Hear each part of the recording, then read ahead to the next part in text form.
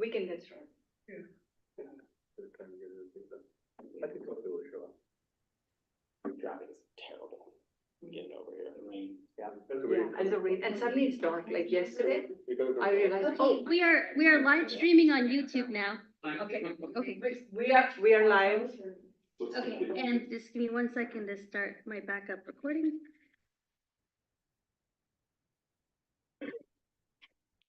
We are ready, Chair Lawyer. Okay, good evening, everyone. Today is November 14th, and at 5:38 p.m., I am calling the Legislative Action Committee of the Cities Association of Santa Clara County, our last meeting for calendar year 2024. I'm calling the meeting to order, and I believe with the start of winter, some people are still on the road, but we will get started. And can we have roll call, please, Shelley? Sure. Ann Bybee. Present. J.R. Fruin. Or Hung Wei. No. Pete Daly. Stanley Mock. Rob Moore. Or Matthew Hudas. Carmen Montano. Or Evelyn Chua. Javed Elahi. Present. Mark Turner. Here. Greer Stone. Here. Ellen Kamei, or Pat Showalter. Peter Ortiz. Kathy Watanabe. Tina Walia. Here. Alyssa Cisneros. No? Or Mauricio, Larry, okay. With 6, we do not yet have quorum. Okay, but we can get started. Yes. Okay. Thank you, Mayor Klein, for coming.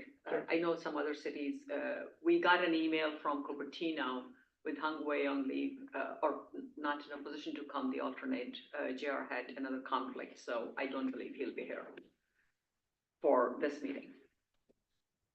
Okay, let's get started. The first item is the consent agenda to approve minutes from our August 8th meeting, but we don't have quorum. So we will hold off on that till later in the meeting. The second one is the chair's update for multiple items. And I'd like to share with you that the California League of Cities Peninsula Division has a new president for the year 2025, and that is Vice Mayor of South San Francisco, Eddie Flores. And the Vice President for the Peninsula Division is Sergio Lopez, Vice Mayor of Campbell. The next announcement I have is the Cal Cities Peninsula Division is having their January local legislators meeting, Friday, January 24th. Sometime around 5 or 5:30 p.m. I don't have the latest update on that. So wanted to share that with you. Essentially, we have 2 items here, a couple of ways to go about it. I see we have our 2 guest speakers here, but I think I'm going to follow the agenda the way it's written. I'm going to start with item number 3, which is 2024 Legislative Action Committee Year in Review. I'm going to provide that, and I think that will set the stage nicely for item number 4, which is getting the overall state's legislative session overview for 2024 from Christine Guerrero, California League of Cities Peninsula Division, Public Affairs Director. And then we're going to have an update. Thank you so much, Carly Shelby from Townsend Public Affairs. She has been a big help this year. She's going to give the legislative update on the bills that we at LAC have considered this year. Okay, so I got a bunch of things written down, and just wanted to share with you, recap how this year went for us at LAC. We kicked off the year in January with the 2024 Legislative Outlook discussion by Dane Hutchings, Managing Director, Rennie Public Policy Group, and an overview of our LAC process by Nisa Flygor, CASCC Board President. This set this framework for us for the year. And I'm going through this because it has been a very busy year, and I want all of us to feel and remember how much we went through. We felt it as we were doing it, but now it's good to remember how much we have achieved. We aligned our advocacy efforts with the Cities Association Board's 5 priorities: public safety, mental health, sustainability, resiliency, housing and homelessness, and older adults. After the intro session in Jan, we had 5 meetings. We had guest speakers at those, discussed state bills, and we made recommendations to the Cities Association Board to take position and to send position letters.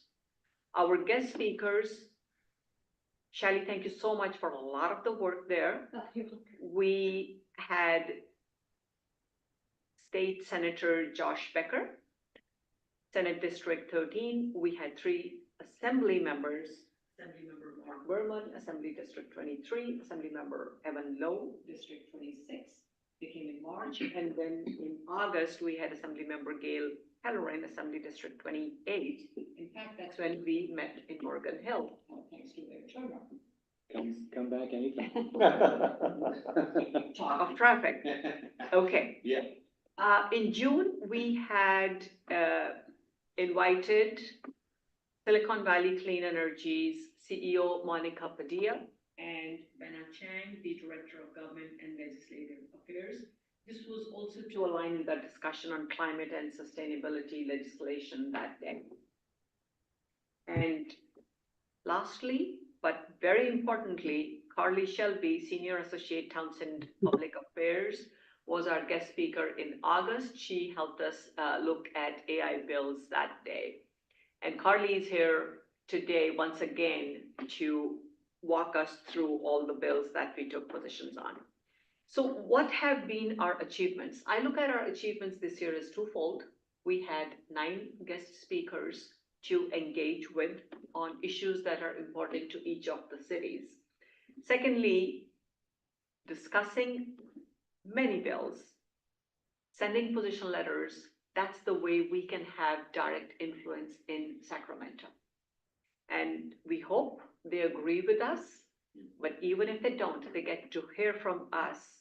And I feel our united voices representing more than 1.8 million residents of the Bay Area is a lot more impactful and powerful than each city. And writing those letters as a joint powers authority this year was extra sweet, I would say. So thank you to all. We had to consider, not that we considered all, but the state legislature was so busy, they were looking at more than 2,000 bills this year. Do I remember it correctly, Shally? Yeah. Okay, so we did not consider all, thank you. We focused mainly on public safety and housing and homelessness. This is based on our priority areas, as I mentioned, the board's priority areas, as well as the interest I could see from each one of you. And thank you to all those who are present here and those who are not here right now, but were sending me emails. Closely followed by sustainability resiliency. We looked at some bills, but there wasn't too much action happening. And under mental health, we supported the fentanyl-related bill, also a local issue. And unfortunately, we couldn't find much related to older adults. So all in all, we discussed 16 bills. We made recommendations to the board on almost all of those 16. The board agreed with the LAC's recommended positions on almost all the bills that we sent them. Ultimately, we sent position letters on 14 bills. And for some of these bills, we sent letters multiple times over the course of the few months. And lastly, I want to share with you, because this was after our last meeting, LAC's last meeting, consistent with Cities Association JPA bylaws, I addressed issues with some late bills in the state that were very similar to the ones that the board had already approved. And I worked closely with Nisa Fligor, the board president, to send position letters on these bills. So just so you know, it's been a very busy year. And I have to make this plug. My ally for information on many of these bills was CalCities, their newsletters, and also their position letters. So thank you to each one of you for your patience and support, especially during those intense marathon April and May meetings. I remember we were in Sunnyvale that day, and I think Charlie, they were helping us with some of those bills, especially to keep us moving forward. And this was to align with the legislature's schedule. And I couldn't have done this year without Shali or Nisa. Big thanks to both. A lot of collaborative effort all around. Those letters have gone out on all of your behalf. And they have been signed by by tradition, they are signed by the board president as well as the LAC chair. These letters, thank you, Anthony from Los Altos. These letters are uploaded on our website. So please go take a look. And I also want to include special thanks to Carly, J.R. Fruin, Zane, and as I said, a big shout out to Anthony. That's pretty much it. Any quick comments, questions? We will be discussing kind of this stuff once again when Carly presents. I do have a matrix of the bills that we looked at, what subjects they were, what position we took, supported or opposed, and whether they were approved by the governor or they failed at an earlier stage. And what I want to mention is, even if the position taken by us was not the same, for example, there were bills, housing related, that we opposed and requested amendments. Even if the governor signed those bills, as I said earlier, we were reflecting the ground reality here, especially on housing related bills. And our request always is to find better solutions on those. And the collaborative partnership from this team with the board has been just phenomenal. And it has been my honor to chair this committee this year. And I have been thrilled that I could to serve my constituents and our regional constituents in the county, everybody's cities. It has certainly stretched my limits, but I've learned a lot.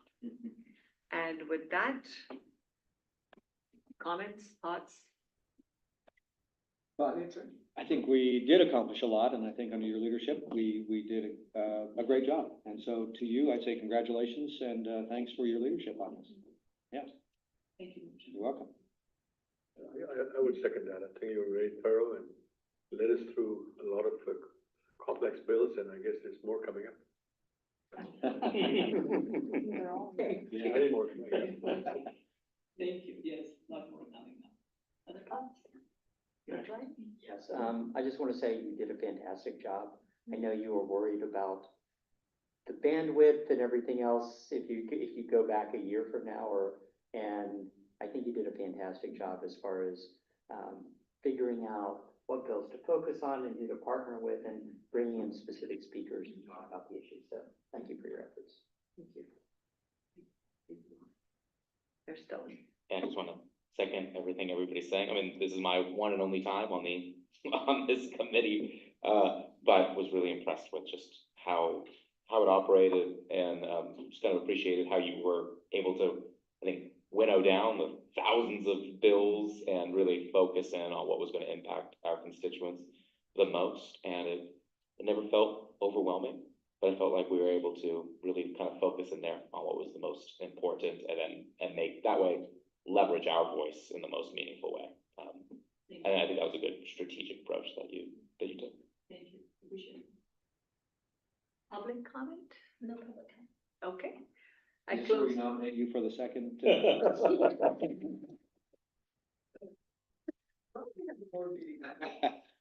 I really have enjoyed this. It did stretch my limits. Wednesday night, Larry would see me, SBCE board meeting, chairing that.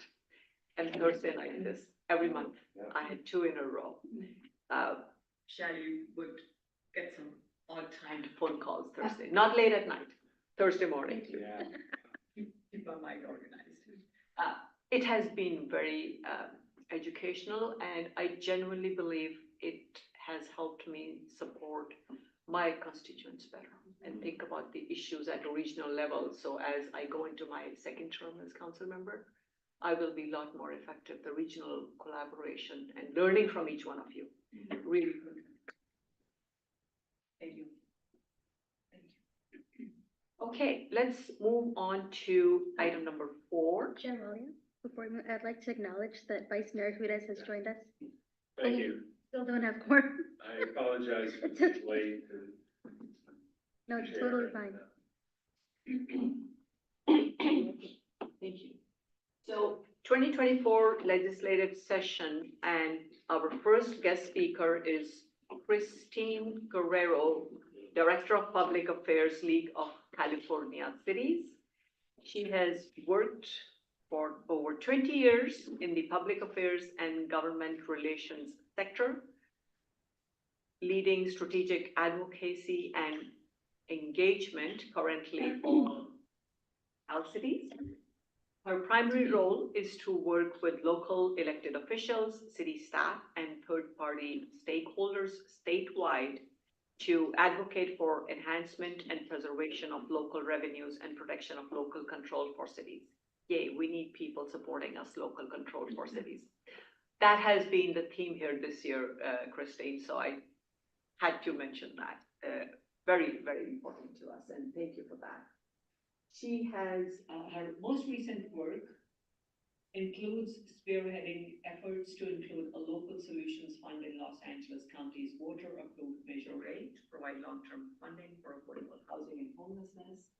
And also Prop 4, $10 billion climate bond that has passed, and some other propositions, Proposition 5, as well as Proposition 36 to enhance public safety. That has been very important to us.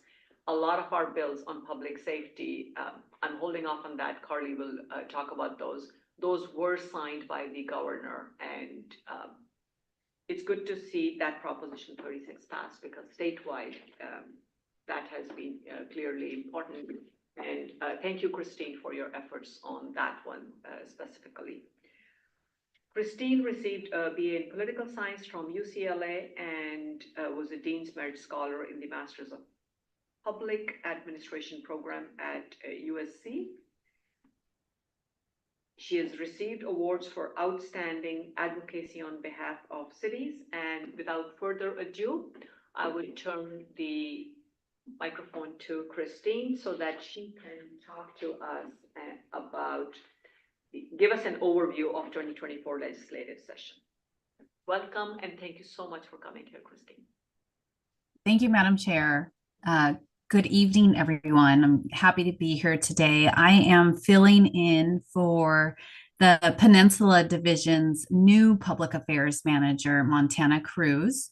I don't know if all of you have met Montana yet. He started about a month ago, and he had a pre-arranged family vacation. So he is on vacation, but will be back and be in person, meeting you all. Thank you for reading my bio. I wanted to just give you a little bit of background. I have been here at CalCities for almost 20 years. Carly is a former colleague of mine, so it's good to see her.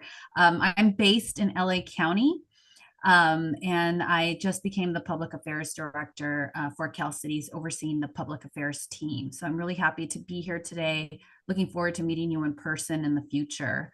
I'm going to just give a high-level overview of the legislative session and how that is fit into CalCities' strategic priorities for 2024. And I really appreciate the fact that the Cities Association has adopted the same strategic priorities as CalCities, are very similar to that. Those joint efforts really have helped us get some huge successes over this last year. We've also had, some sand kicked in our face by the legislature a few times, but we keep getting up and we keep pushing so that you who are elected to represent your communities can continue to make those decisions for your communities without a lot of state interruption. So if it's okay, I'm going to share, let's see, share my screen. Let me see here, just so we can get an overview of what our priorities have been this year. Let me see if I can get, there we go. CalCities is a statewide organization. Our members include almost every city in the state. There are 483 cities in the state. So we have very broad strategic priorities that our board of directors adopts every year. I'm going to go through the 4 buckets in the legislative session, but if we go back to January and look at how the year started, it always starts with local revenues, right? The governor proposes his January budget, and the first thing that we look at cities is, what are the cuts that are made to city programs? Fortunately, back when I started in 2005 at CalCities, we were successfully passed measures to help prevent local government raids by the state. And then in 2010, we strengthened those protections. So we don't see any raids on local government funds. However, we can see statewide programs kind of be either cut or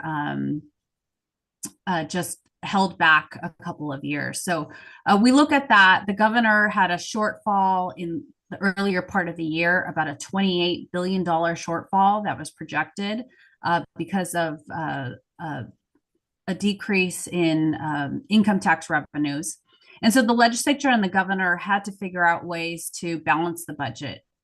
It's a really important year in 2024, not just because of the presidential election, but because of the legislative races also and ballot measures. So as the governor and the legislature made compromises on the budget, that was top of mind in a lot of the negotiations. So they were able to settle on a budget pretty quickly with some early deferrals and some other kind of what we call finance gimmicks, and then some cuts to some programs.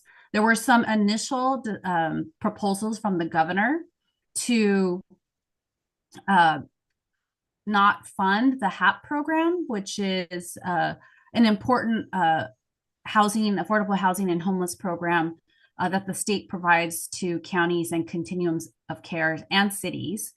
Fortunately, the legislature stepped up on that front and did fund that program again this year. So ultimately, when we looked at the state budget, we didn't see a whole lot of losses to our programs that we rely on.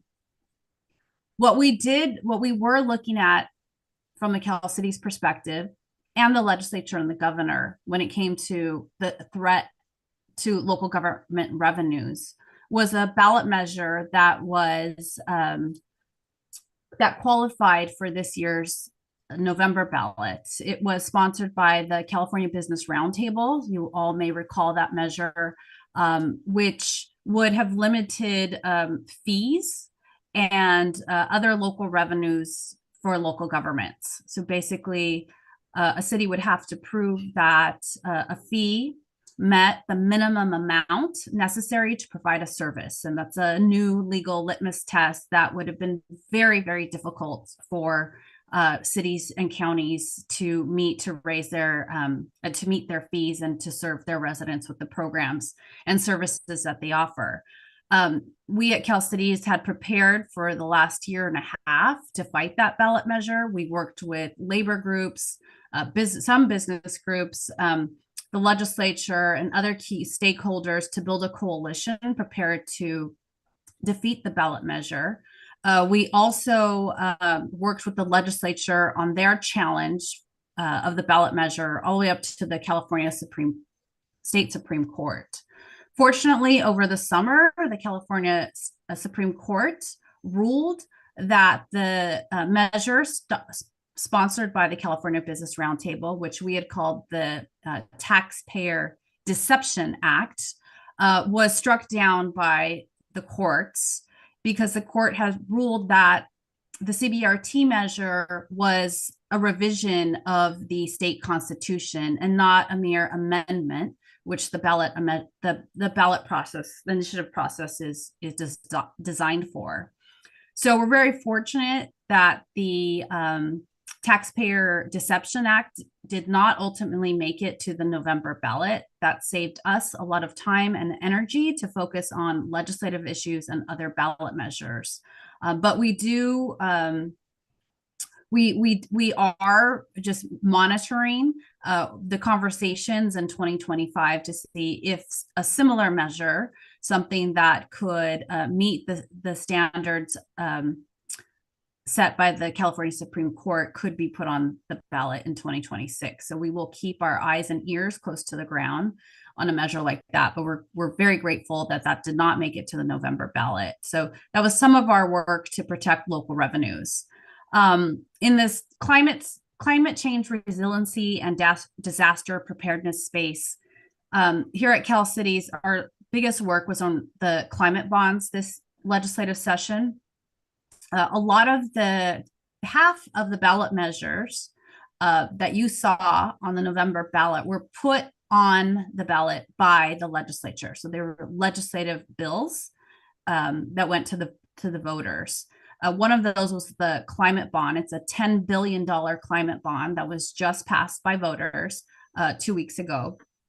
And there's $10 billion of program funds for cities in that measure. Cities, rural cities, coastal cities, urban. It doesn't matter where you are in the state. It's very likely that your city will find a pot of money that could be of use to them. So we are looking, not only where we're engaged in the ballot measure campaign and that, but we're looking forward to engaging in the implementation to make sure that cities have access to as much of those funds as possible. So we're really proud of that work in the climate bond space and our work with the authors to get that through the legislature and onto the November ballot for voters to support. In the space of improving public safety in California communities, this was a very busy year in the public safety space. Carly will probably go into more details on the granular bills, but if you look at the desire of the legislature to introduce bills related to public safety in 2023 or 2022, there was not much of an appetite to address public safety challenges throughout the state. This year, we saw almost 300 bills related to public safety introduced in the legislature. And what we can chalk that up to most likely is that it is an election year, and public safety, as you all know, because you hear it in your communities, is a priority for residents. And it was likely polling very high, and the legislature saw that and started to introduce bills related to public safety. However, what the legislature and the governor were not willing to do was to address any changes to Prop 47, which was approved by the voters about 10 years ago to reclassify felonies. So there was no appetite to change Prop 47. So the bills that we saw introduced related to retail theft and fentanyl sales really chipped around Prop 47, but didn't address kind of those sentencing challenges there. So we had this 10, out of all those 300 public safety bills, there were about 30 that were introduced related to retail theft and fentanyl. Out of those was about a 10-bill package that ultimately got sponsored by legislative leadership with support of the governor. And this was leadership's attempt to appease voters by putting together a bill package that would address their public safety concerns. However, during this year, a coalition came together, including CalCities, the California DA's Association, some business community groups, another public safety, police chiefs association, other groups, to really take a deep dive into the 10 bill package by the legislature that was sailing through the legislature. And we found that the bills didn't really address the public safety needs for cities. So the DA's Association led a signature gathering effort to qualify a measure.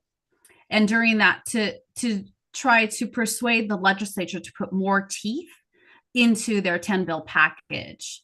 The legislature and the governor remain steadfast in their unwillingness to compromise in that area. So the DA's Association was successful in qualifying the measure, getting almost 1 million signatures to qualify Prop 36. And they were really trying to use that as a leverage to get some of their, what they saw as reforms into the legislative package. That never happened during the summer. In fact, there was a tiff. There was a point in the where the legislature, you saw members of the legislature start to break off from the legislative package. They were getting, especially in competitive districts, you saw some legislators that started to say, hey, we kind of like what's going on in the DA's package. Maybe we should put some of that language into the legislative package. So you saw the legislature try to start to fracture. And at that point, we thought that the whole legislative 10 bill package was going to fail. Ultimately, there were some amendments put in that to try to put a poison pill related to the ballot measure. In other words, there were reforms in the 10 bill legislative package that said, we'll pass these, but if a ballot measure passes at the same time later this year, our package, which had reforms that we were all looking forward to seeing, would ultimately be nulled if the ballot measure passed. It did not play well in the media and politically, and that ultimately backfired on the legislature to the point where the bills were moved forward without that poison pill amendment. So ultimately, in public safety, what we got was a 10 bill package that we at Cal City supported because it had good reforms, but probably not the total reforms that we were looking forward to seeing.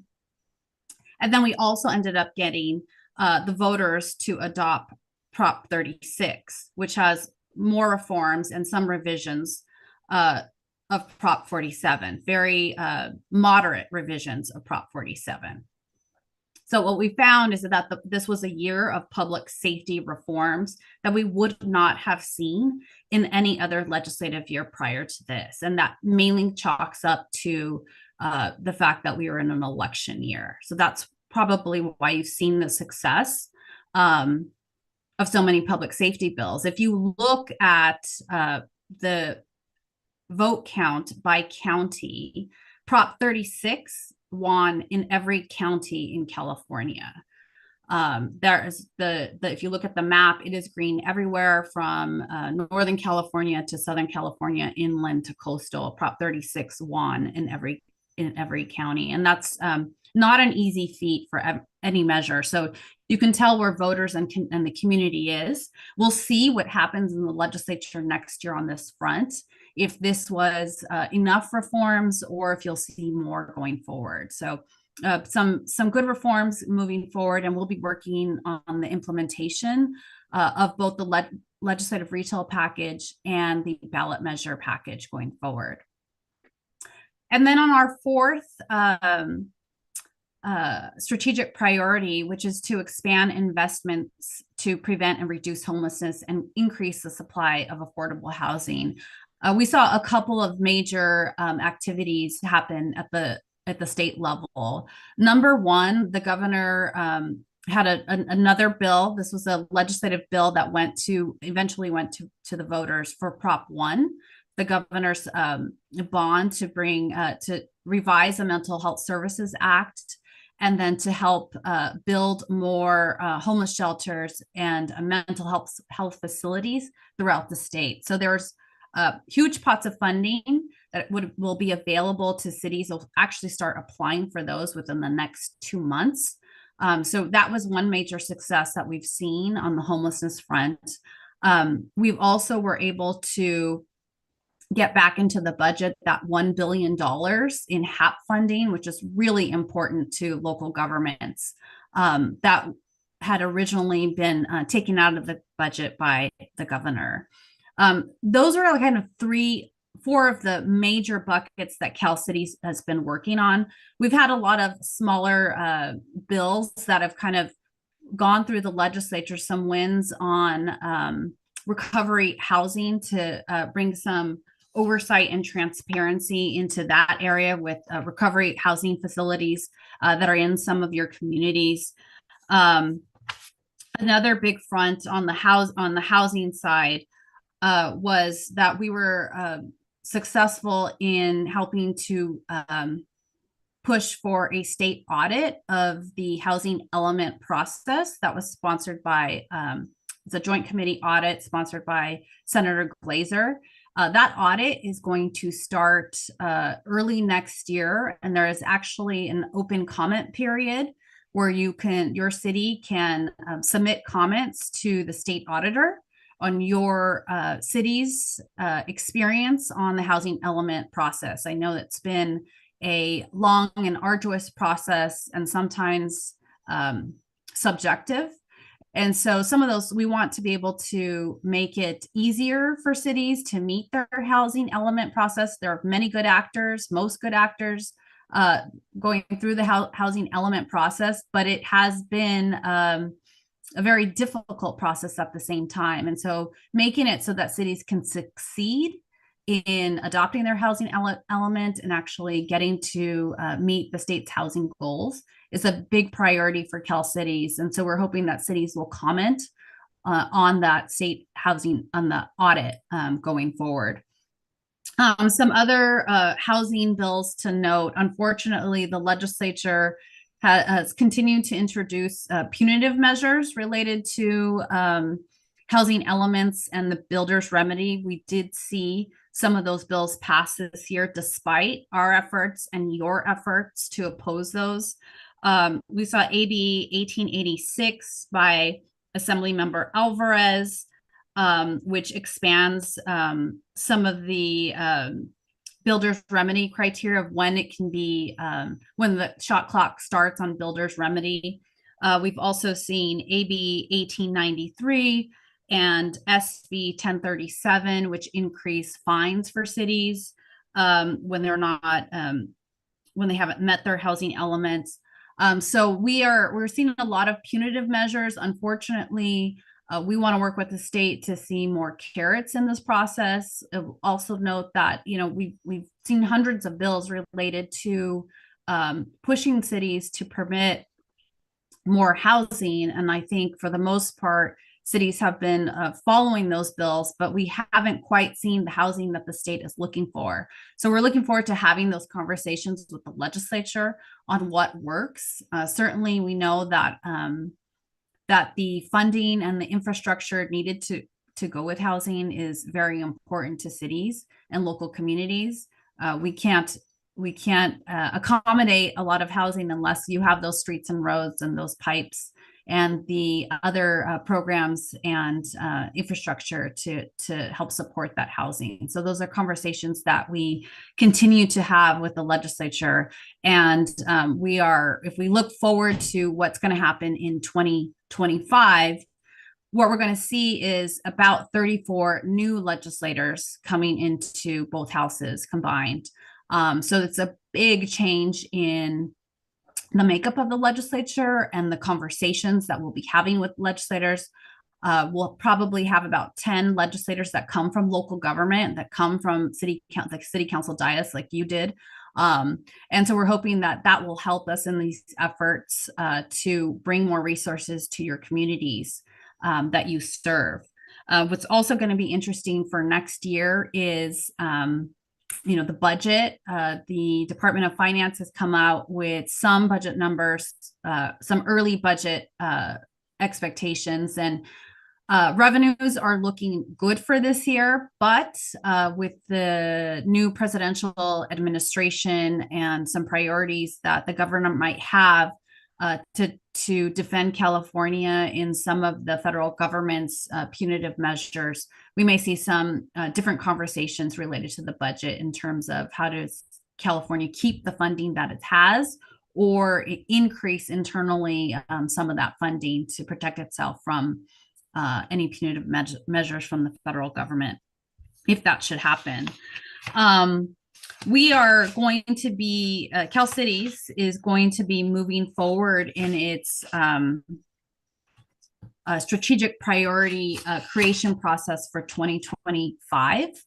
And I know Nisa is going to be there, and a few other of the members from the Peninsula Division. So we're looking forward to what those priorities will be. I would assume that they're going to be very similar to the priorities that you see here.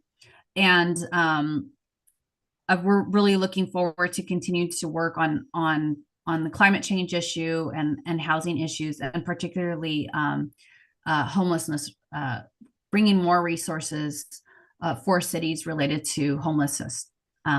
So with that, I'll take some questions. I really want to thank this group for your support. I heard the conversation about the letters and the advocacy efforts. I want you to know that when cities go to their legislature in groups like this, in coalitions, it makes a difference.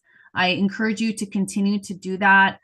Meet with your legislators. You have some new legislators coming in, being sworn in next month. I encourage you to work with our Montana to organize some in-district meetings and start those conversations on where you've come on the legislative front, and then where you want to go with your legislator in terms of housing or public safety or other priorities. So I just want to thank you for your time. I know Carly's going to go into a more granular conversation about the bills that this body has supported and opposed.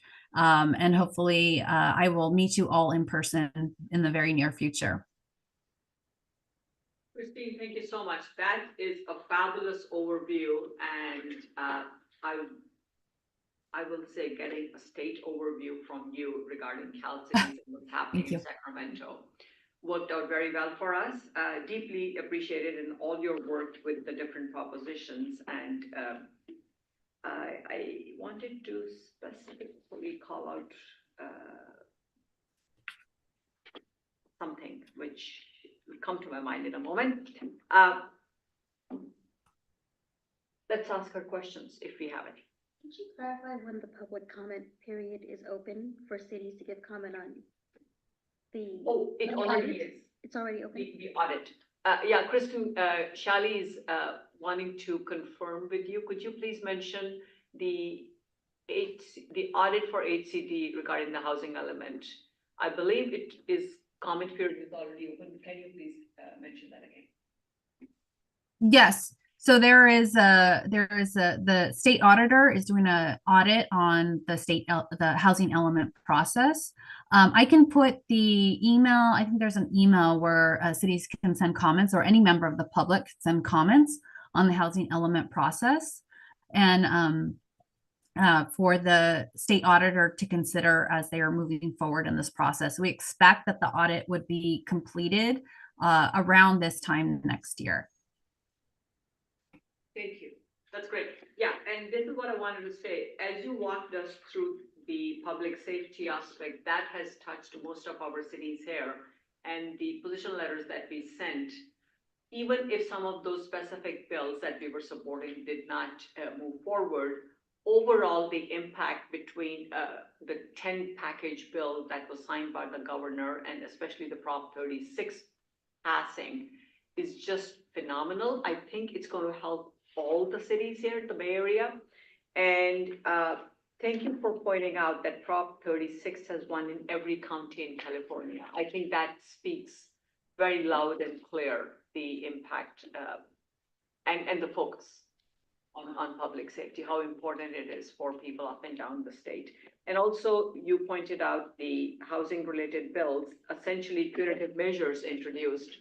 That has been a bit of a challenge, and that's why some of those bills, the ones you specifically called out, we sent position letters on each one of those, and CalCity's support has been very much appreciated. Here's an opportunity for me on behalf of LAC as well as the board here to thank you, CalCities. Please convey that thanks to everybody else, the board and the team. Thank you. Questions for Christine? Any questions? I know she's been very thorough. Okay. Big thanks. Let's open for public comment. There's no public comment. There's no public comment. So once again, Christine, when you're in town here next time, please let us know. And I know quite a few of us would try to meet you. And thank you so much. Thanks for Thank making you. time this evening. Chair Waller, we now have a quorum, just FYI. Thank you. Yeah, thank you, Kathy, for coming in. That makes for. I know, I apologize for being late and stuck in traffic. It's winter, rain, traffic. Yes, I totally get it. Okay, we will come back to item number 1 later on to approve the minutes, now that we have quorum, but let's continue with item 4. Now we are at 4B, which is an update on legislative status of 2024 bills that have been previously considered by Cities Association Legislative Action Committee. And our guest speaker here is Carly Shelby from Townsend Public Affairs. So Carly has been very generous with her time to LAC. Deeply appreciated, Carly. She is back here today.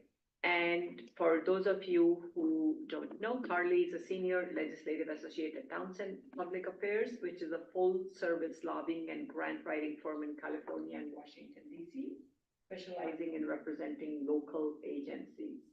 She's based in the state capitol office in Sacramento and has extensive experience in policy analysis and creation.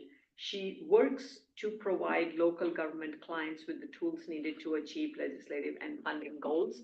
And I know there is some presence, and Carly herself is working with some of the cities in the Bay Area. And prior to joining Townsend Public Affairs, Carly worked for the League of California Cities, as Kristen mentioned here earlier. And she was there in the organization's legislative unit. She developed a fundamental understanding of legislative trends there that impact local government. So really very close to what we are doing here. And that's why she has been very, very helpful. And her focus areas have been housing and land use, homelessness, governance, transparency, and so on and so forth. So without further ado, Carly, stage is yours. Thank you so much for that introduction. Good evening, everyone. Carly Shelby with Townsend Public Affairs. Good to see you all again. Last time I was here, we were talking about AI legislation. Mayor Stone, I think I see you there in the back. I think you were the one that introduced me to this fabulous group. So it's great to see you all this evening. So I'm going to share my screen and we'll kind of go through some of the positions that we've taken in the bills and their ultimate outcomes. Then I can offer some additional comments on some things that we're looking forward to next session. So I'm just going to share my screen. All right, can you guys see that? Yeah. Perfect. So as Tina, Chairwoman, was saying, we took 14 positions this year, the coalition did. So we'll get into an update on priority legislation. I've kind of organized this based on the issue area. So relating to housing and land use, fees and exactions, AB 1820 by Assemblymember Schiavo. This measure would have required local agencies to provide detailed information on the fees and exactions that they would be charging prior to the housing development approval process. Our team and CalCity's team worked pretty extensively with this author to eliminate local government liability and change some of the timelines associated with this bill. The coalition or the association opposed this bill. It was ultimately signed into law. However, a lot of local governments kind of came into a neutral position after a number of amendments were taken. AB 1886, this is one of those builders remedy bills that Christine was talking about earlier. This is one of, I believe, 3 major builders remedy bills. As she stated, this one clarifies the timing associated with HCD's determination of when the builders remedy is triggered. So it's not necessarily when you come into compliance, it's when that proposal is submitted. And if you're not in compliance at that time, HCD has the authority to move forward with that project. The association had a opposed position. This bill was signed into law. On some of those punitive impacts associated with housing law enforcement, SB 1037 by Senator Wiener, this would increase the civil penalties against local agencies associated with actions brought by the Attorney General to enforce housing laws. This technically exists within the AG's discretion now. This expands that authority and really is targeted at some of those bad actors. The association opposed this. It was also signed into law. Moving on through additional housing and land use bills, this one has to deal with fees and exactions again. Senate Bill 937 by Senator Wiener prohibits the collection of development-related impact fees until the completion of the development. This measure, in addition to other measures related to this topic, really kind of hinged on that Supreme Court case related to impact fees and how large they can be and what the nexus is to the development. The Supreme Court at the federal level ultimately ruled that the developers and local governments have to employ a Nolan-Dolan test, which essentially means that you guys have to determine a nexus and have a reasonable cost associated with the impacts of that development. Senator Wiener and a number of other members kind of came forward. Now Senator, or soon to be Senator Grayson, has been in that space quite a bit. So this was kind of a product of that court case, that topic, and kind of how the legislature tends to be a very reactive body.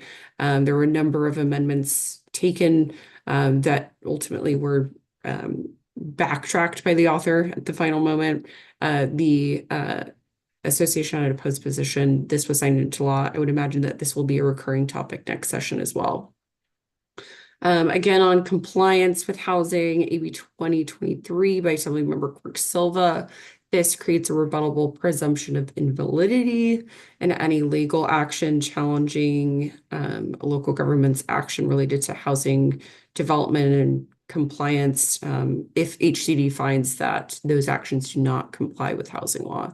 The association took an opposed position. This bill was also signed into law. Moving on to homelessness, RENA reform was a major topic this year.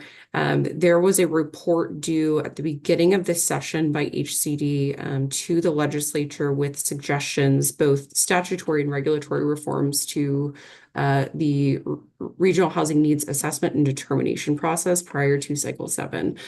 This was one of those statutory reforms that they included in their report, and it essentially bifurcates the existing very low income category, which is a 0 to 50% AMI. And it creates 2 new categories, extremely low income, which is 15 to 30% AMI, and acutely low income, which is 0 to 15% AMI, with the goal of HCD essentially creating targeted programs to address homelessness and have additional data sets to kind of guide future policies. Cal Cities, a number of advocates were incredibly active on this bill to ensure that this did not require additional site determination. But I believe that this report about RENA reform speaks to a larger number of reforms that are probably coming next year. We know that Senator Wiener is potentially eyeing some additional RENA reforms, but everybody's really gearing up for cycle 7. And if something needs to be implemented, it should be implemented probably no later than next year, just because the planning process has already started. The association took an opposed position. This was signed into law. But again, Cal Cities and a number of local government advocates were very active in kind of toning this measure down and working through some of those subtleties. On public safety, I know we talked extensively about public safety in the legislature's package. That package was maybe a dozen bills. A number of them passed into law. Most of them are complementary to Proposition 36. However, a number of advocates and legal scholars argue that in order to have that theft aggregation piece and have those felony charges and increased sentencing, you really have to go the constitutional reform route versus what the legislature was aiming to do, which was statutory reform, which only can really go so far. So in data collection, AB 1772, this would require the Department of Justice to report the number of misdemeanor convictions during the COVID-19 state of emergency. I believe that when this came up, this might have been a 2-year bill, actually. When this came up, COVID-19 pandemic was kind of ending. The association supported it. It ultimately died, but nonetheless kind of moved the needle on a number of other bills. On case consolidation, AB 1779 by Assemblymember Irwin, it's an interesting bill. This allows for the consolidation of theft charges across multiple counties into a single trial. We see that a lot of these theft offenders tend to operate in multiple places at once. They have theft rings, they travel to and fro. So in order to kind of expedite and increase their sentences associated with these theft crimes, consolidating them into a single trial is a much more effective route. Personally, I've talked to some DAs about this. They say it's great. So the association supported this. It was signed into law. And then on prosecutorial streamlining, AB 1794 by Assemblymember McCarty could be the next Sacramento mayor. Actually, he is termed out. This would have enhanced theft crime reporting processes by allowing the county DAs to establish a Cal Fast Pass program, which is basically a way to kind of sidetrack the reporting mechanisms typically associated with it and kind of the time lags. The association had a support position. This bill did not move forward due to what I believe was budget constraints. Again, on public safety, and I'll kind of run through these. AB 2814, we talked about this last time. This had to deal with taking packages from front porches. This was not ultimately included in the final package. It did die, but we did have a support position. Same with controlled substances. Senator Umberg has really tried to move forward with this fentanyl admonishment for establishing implied malice and subsequent crimes associated with the furnishing and trafficking of fentanyl. This was wrapped into a larger legislative proposal, AB 2943 by the Assembly Speaker, and also Proposition 36 that deals with enhanced crimes associated with fentanyl trafficking. So this bill vehicle didn't move forward, but the policy itself moved forward through those various realms. And then employee protection, AB 3209 by Assemblymember Berman. This would allow for a court to issue a ban for anyone that was convicted of stealing things from an establishment or a restaurant, or if they committed violent offenses, they could be permanently banned from that establishment. And we supported it, and it was also signed into law. Moving on to open meetings, AB 817. Cal Cities worked very hard on this bill, and a number of local government advocates did as well, and local governments. This would have allowed a subsidiary body of a local agency to utilize teleconferencing flexibility. Ultimately, I believe the local government chairs just saw this as being a little too forward, too fast. I mean, obviously we went through the pandemic, we went through teleconferencing, and I think that they kind of wanted to put the brakes on this. So there is some workshopping happening behind the scenes now. We know that some of the bills associated with you guys taking a portion of your meetings remote, some of those statutes will sunset next year. So there is a push to extend those, maybe for subsidiary bodies, maybe for those legislative bodies that are multi-jurisdictional and have large geographical boundaries. But Brown Act legislation is never over with. This ultimately did not move forward, but we did support it. On building decarbonization, this is another bill that didn't move forward, but the association supported it. This would have made specified changes to housing laws to facilitate the installation of electric water heaters, space heating systems. This is an incredible bill. Ultimately, a lot of these changes, were encapsulated within the California Energy Commission's new rulings about how they're expediting the permitting processes and requirements for single-family and multifamily homes to facilitate the installation of these building decarbonization-related technologies. So great bill, but handled more or less through the regulatory process. And then looking forward, as Christine mentioned, we're going to have about 1/4 of a new legislature. We're going to see approximately 23 or so new assembly members, 6 or even more senators, which is, brings forward new priorities, new internal political factions, new leadership.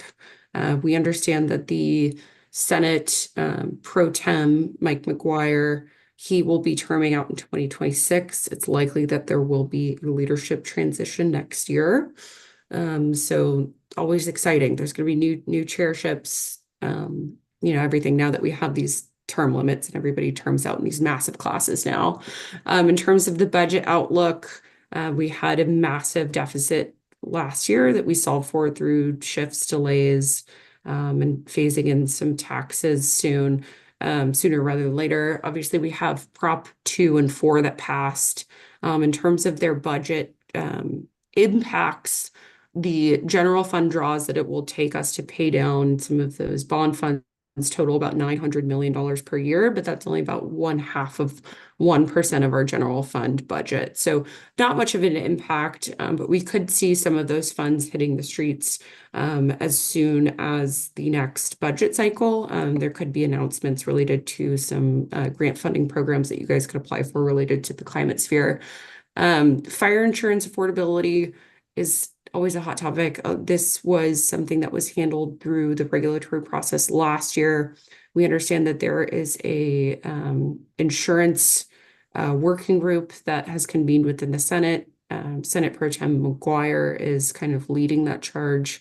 That is something that we could see move forward through the legislative process about both availability, but obviously affordability, because we've seen a lot of people price out of their homes and being able to afford fire insurance. Community reinvestment is kind of a clever term that some legislators are using for, redevelopment 2.0. Obviously, redevelopment is not coming back. However, we know that Assemblymember Diane Pappin is convening a select committee on community reinvestment. She plans to hold a series of informational hearings beginning in January to really delve into what's working and what's not related to local government financing tools, enhanced infrastructure financing districts, tax increment financing, all of the above. So whether or not that really culminates into a proposal that makes sense, who's to say, but we know that there is some renewed interest and focus from her on that. Sales tax reform is something that could be coming. I'm sure that Christine and the Cal Cities team can offer additional context on that, but the Bradley Burns sales tax structure has a point of sale versus point of destination, how the taxes are funneled into local jurisdictions. So those that have distribution centers tend to harbor a disproportionate level of those taxes. So there could be a move to turn that into a 50-50 split. And then cap and trade. So cap and trade investments comprise about $4 billion of discretionary funds. Well, not discretionary. They're programmatic funds, but they could become discretionary next year. This is our the taxes and the credits that we lob against those big polluters, and it generates significant funds, and they need to be reauthorized prior to 2030. However, in order for those funds to be programmed out appropriately, next year is looking like the best year for that. So we know that the transportation chairs in both the Assembly and the Senate are really keen on opening up the books, seeing what we can fund, what has been funded, what's working and what's not. For example, Cap and Trade funds everything from high-speed rail to housing and planning development projects to energy efficiency reforms, renewable energies, anything that's kind of under the umbrella of climate and GHG reductions. So we know that that is coming next year, and that could also be very complementary to the climate bond pot that was just passed into law earlier this year. So lots of exciting things happening next year. I will add too that there are rumors about a housing bond push again, potentially from Assemblymember Wicks, who proposed a multi-billion-dollar bond last year that ultimately didn't make the cut. Given the voter favorability of bonds, it seems like there will be another push for that. So, yeah, I think that concludes my presentation. I'm happy to answer any questions about any of the bills or anything that you guys are looking forward to next year. Carly, thank you so much. This is phenomenal, looking at all the bills and to give us the position of what happened and the connections in terms of even if some of the bills did not get approved, overall, the benefit that we got. Questions? Mayor Stone. Thank you. Thanks, Carly. I feel spoiled being able to have you in Palo Alto and here. Appreciate the updates. A lot of disappointment, but I'm getting used to that. Not your fault. One that I just don't hear many people talking about, which just seems so important, is AB 1893 that has limited in the Builders Remedy Project, has lowered the affordable housing piece from 20% to 13%. And so I want just a little clarification. That applies to pending builder remedy applications as well, correct? We have 10 pending applications in Palo Alto, and at least the silver lining has been that's going to help us hit our RENA targets for the affordability. But now that applies, that they're going to the state, making it even harder for us to be able to hit those targets. Yeah, you are right. AB 1893 is likely one of the most monumental pieces of legislation that came out of this legislative session, I would say. And that is also agreed upon by all of the housing consultants within the legislature.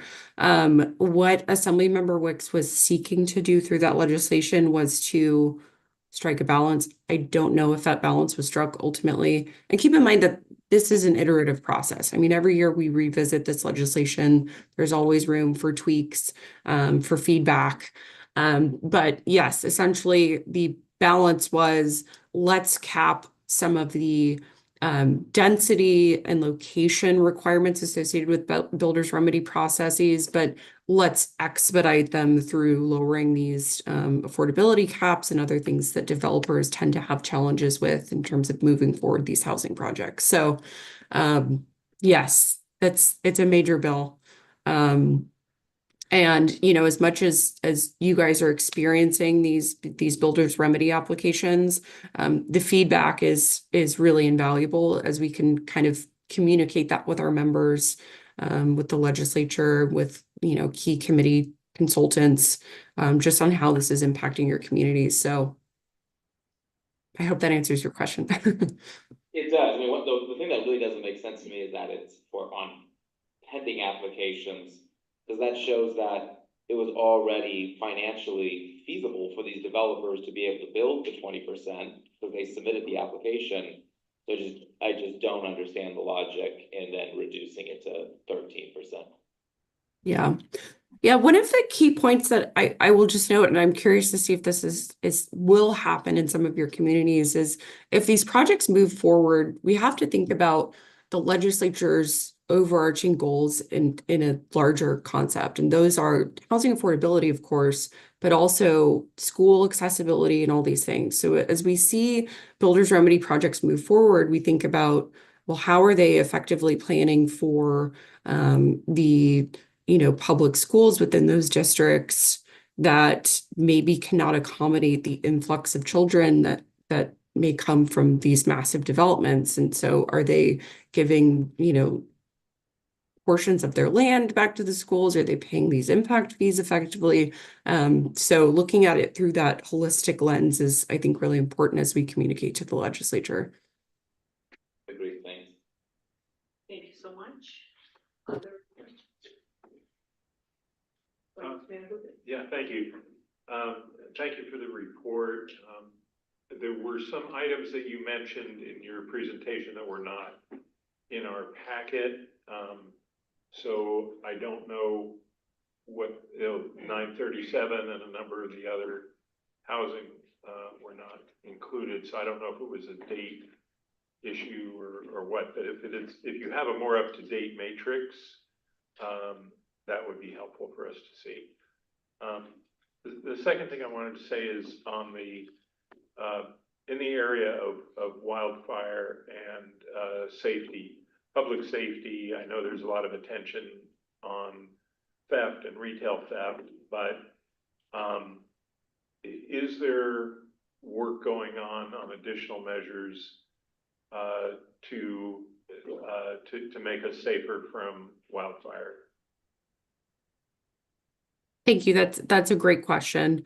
I think what we saw this past session was really about striking a balance to keep insurers within the state. And that largely occurred within the regulatory process through an executive order from Governor Newsom, and then also through a series of regulations from the California Department of Insurance related to catastrophic rate setting or modeling tools that allow for them to set higher rates, which is kind of unprecedented within the state. But then also through a number of legislative proposals that didn't move forward. So I think that what we could see next year, given that we have a pro tem that is greatly motivated by wildfire insurance and affordability and safety, and has proposed a number of proposals over the last couple of years related to, hey, if you do home hardening and basic land stewardship practices, you should achieve a discounted rate. We could see that moving forward, but we know that last year was really focused on just keeping those insurers within the state by giving them some of the tools that they required. So TBD on that. I see Christine popped up. Maybe she has some additional comments, but Well, we I know think that it's an comments, yeah. interesting question, and I think the legislature is in a bit of a pickle here because of the housing legislation that you've all just discussed, and this push to build more housing. And in some cases, housing legislation has conflict and where cities are required to permit and zone for housing is coming up against this idea of where you can be insured because of the high fire severity zones. So it's something that the legislature is going to have to reckon with next year, especially as wildfires continue to increase and homeowners are unable to obtain insurance. So it's I expect that this will be one of the hottest topics for the next legislative session. And it's hard to predict how the different interests will find a happy medium. Oh, thank you. I will do some homework myself, try to find out who's working on this, because insurance is a little bit peripheral, housing is a little bit peripheral. There are things that the state could be doing in a proactive way on wildfire protection. And so I'd be interested in finding out who in the legislature might be interested in that.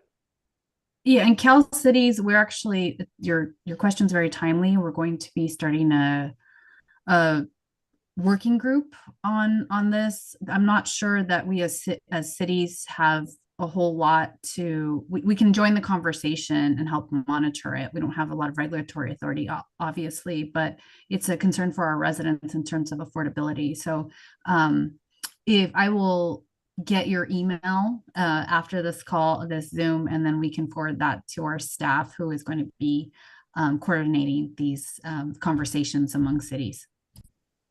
Thank you, Christine. Shally can help us with that. So the quick question, response to your first question, Vice Mayor, is that the three bills, SB 937, AB 3093, and AB 2023, I believe those are the three, but there were multiple bills that we as a board, or City Association Board, had taken a position on that, as I mentioned earlier in my report, we sent letters again because they were very similar in concept.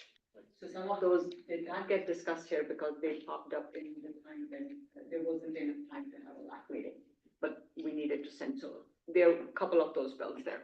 And regarding wildfire safety, Christine, keep in mind the builder's remedy projects in jurisdiction, at least I can talk of my city, that are, my city is half in WUI, W-U-I, wildfire urban interface area, and there are multiple builders remedy projects, high density, very high density. Then the county, that was something we have talked about, has builders remedy.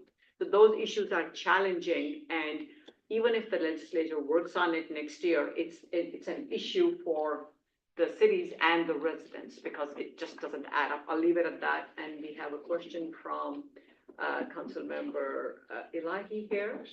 And I know we are running closer to the end of the time and we have to go back. So maybe Board President who walked in here, Flagger, can you be excused for running a few minutes? Oh, please. It's a great conversation. Oh, We are wonderful. lucky to have Christine stay through Sounds the. great. Okay, I'll let folks know. So Thank about- you. Running about 5 minutes behind? For sure. Okay, thank you. Christine, thank you for your presentation. I was just curious about something on all these bills that are expanding criminal violations will lead to more county district attorney expenses and probably more jail expenses. So has some consideration been given for funding those additional expenses, or where is that going to come from? Well, the Legislative Analyst's Office in their report said there will be increased state costs, and that the implementation of Prop 47, Prop 36 is the next conversations that will be happening in the legislature is how this will affect the state budget. So as Carly said earlier, Prop 2, Prop 4, which are bonds, the implementation of Prop 36, and I think it's Prop 5, the Medi-Cal, not Prop 5, I'm sorry, Prop 7, the Medi-Cal bond, Medi-Cal payments are all going to affect the state budget. So we don't know yet what the impacts will be to either the state or the county's implementation yet. And just one more follow-up question on insurances. My understanding is the state offers insurances in some cases where the insurance is very expensive, but it requires the homeowner to also buy earthquake insurance. But the earthquake insurance premium has gone up like 4 times also. So is any thought being given to that part of it? The conversations are happening about affordability in general. Yeah. Thank you. With that, I will call for public comment on this. There is no public comment. Okay, thank you. Huge thanks to you, Christine, for staying here, and Carly, you have been a tremendous support throughout the year. I deeply appreciate that. And I know you sent us the slides of this presentation just while we were so well, and I'm pretty sure Shally will Yeah, I can email that to us because I know that was something I assumed was a question or a request somewhere here. So with that, we are going to move back to item number 1, which is the consent agenda to approve minutes from our August 8th meeting. Any questions? Public comment, open, No public comment. close, motion to approve the minutes? So moved. Moved by Mayor Turner and seconded by Vice Mayor Fruin. Everybody's here. All in favor? Aye. Opposed? None. Abstain? None. Minutes approved. Last item, feedback from committee members. This has been a busy year. Very quickly, if we can go around to help the next LAC chair. What worked for you this year? Any feedback, what to do differently or similarly next year? Quick comments. Where should I start? Because I see Mayor Mock joining us here. Let's start with Mayor Turner. Again, I would suggest we continue in the same direction, dealing with the numerous bills that we did. I thought was good, and that we should be active in legislation like that. So that'd be my recommendation. Thank you.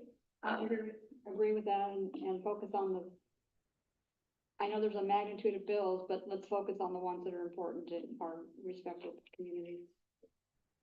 I'll second that. It's just figuring out the top issues that affect, let's say, the majority of cities in the county, although there's always a few, issues that were kind of specific to one or two cities, but I think that was valuable. And then bringing in the legislators to talk about, what their plans are and to hear directly from us, I think is really valuable. I'm just an alternate, so I'm on the board, so I'm the recipient of the work of this committee, and it's been terrific, really well organized and efficient. Thank you. I really appreciate being on the Cities Association as a small representative of a small city. It's good to see the association stand up, not just for the big cities, but also for everybody. Because ultimately you want to do what's best for everyone. Yes, sir. I'll be sad not to be returning, so hope you continue all the good work. Same here, I'm in the same boat, and I won't be coming back, but at the same time, I hope you'll,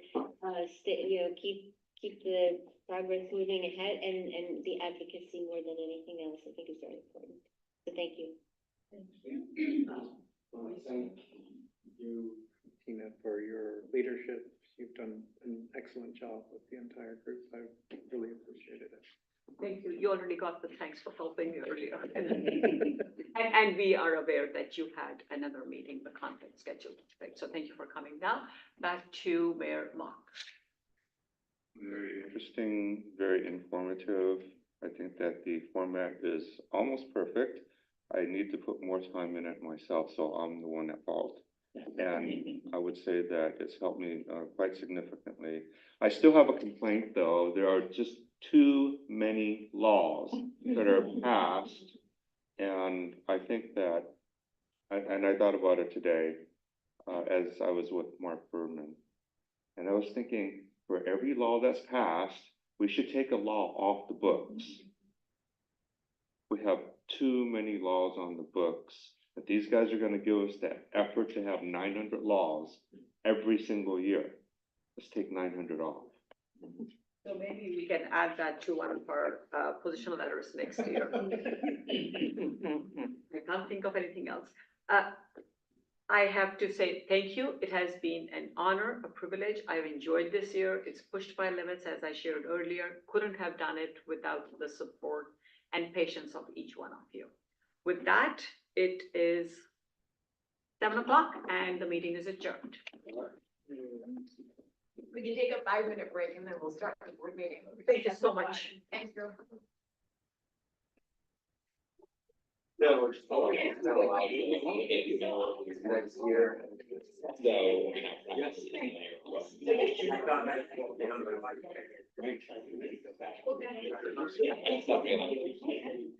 So,